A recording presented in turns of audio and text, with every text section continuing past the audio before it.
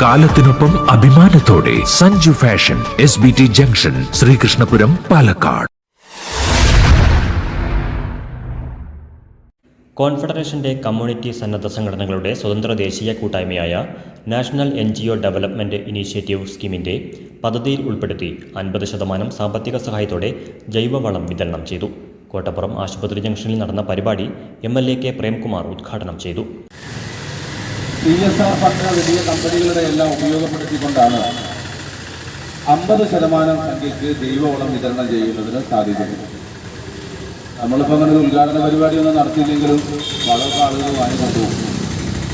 പക്ഷേ ഈ കാര്യങ്ങളെ സംബന്ധിച്ച് നാടിനോട്, സമൂഹത്തോട് പറയാനും അതിൻ്റെ ഭാഗമാകാനും കഴിയുന്ന ഒരു അന്തരീക്ഷം ഇത്തരം ചടങ്ങുകളുടെ ഭാഗമായിട്ടാണ് ഇത് സൂചിപ്പിക്കുകയാണ്.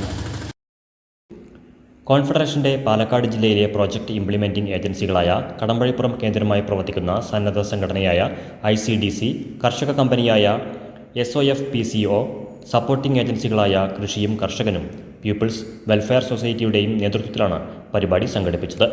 50% സബ്സിഡിയോടുകൂടി ജൈവ ഗ്രാമ പദ്ധതിയുടെ ഭാഗമായി 64 പേർക്കാണ് ജൈവവളം വിതരണം ചെയ്തത്. ICDC ആൻഡ് SOFPCOയുടെ ചെയർമാൻ ചോലയിൽ വാസുദേവൻ അധ്യക്ഷത വഹിച്ചു. ചടങ്ങിൽ കൃഷിയും കർഷകനും പ്രസിഡന്റ് ചന്ദ്രൻ, ദീപ AT, ഗ്രാമപഞ്ചായത്ത് മെമ്പർ ഷീജ, ദീപ VR, ദിവ്യ ഗംഗാധരൻ, ബിജുമോൻ എന്നിവർ സംസാരിച്ചു.